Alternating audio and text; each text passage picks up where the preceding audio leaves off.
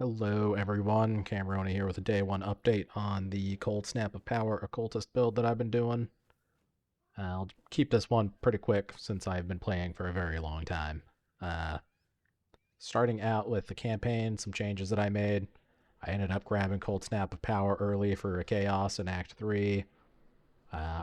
Again, don't recommend using it until you get Spell Echo unless you're comfortable with it. I decided to just start using it right away. I also didn't get any plus cold skills in the campaign for a wand or a shield. Sad face. But I was able to make it through the campaign just fine. The campaign was pretty smooth. You definitely want to have Assassin's Mark for it to be less annoying with power charge generation on bosses. I didn't do that. I ended up just generating power charges with Frostblank or Frostbolt or another skill to get up to 3, and then I'd kill the boss. It wasn't too bad, but if you want to just use Cold Snap all the time and not worry about it, I'd grab Assassin's Mark and keep with that.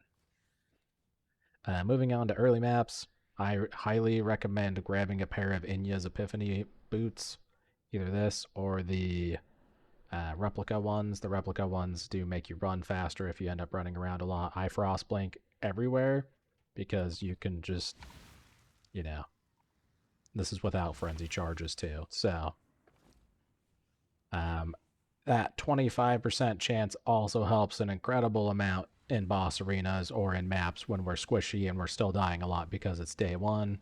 You pretty much instantly get all of your power charges back. So that's pretty nice. Foulborn Toolborn is quite pricey right now. I ended up getting a double Void Battery for the same price as what I would have paid for a single Toolborn wand. These are not Foulborn Void Batteries, they're just normal ones, but they're still really good. I also got a Badge of the Brotherhood, paid a Divine for that. Highly recommend for getting all of those frenzy charges. It makes your speed when you're frost blinking around a lot better. I also got ridiculously lucky on my first day. I made about 25 Divines. 4 of those are Raw Divines. I got 68 Chaos, 20 Exalts, bunch of other stuff. I also dropped a Doctor card from a Diviner Strongbox in a Tier 16 map. I dropped a 7 Years Bad Luck from just a white chest on the ground.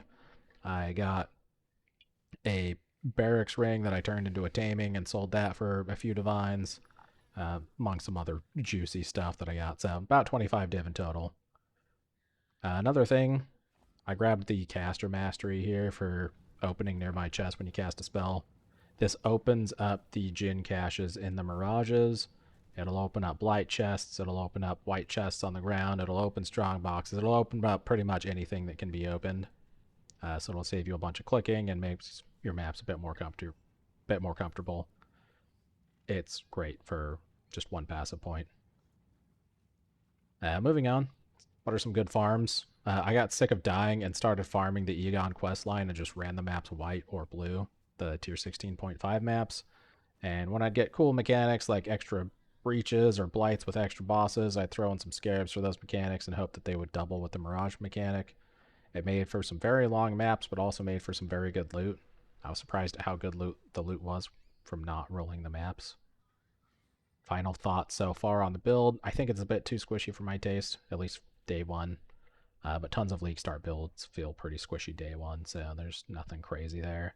I'd like to find a way to fix that without losing DPS, since the DPS is also kind of low compared to some things like Glacial Cascade or Ice Nova Frostbolts, especially since they get tankier. But where this makes up for is in the clear and the speed. The clear and the speed is top tier on this one. So it feels amazing.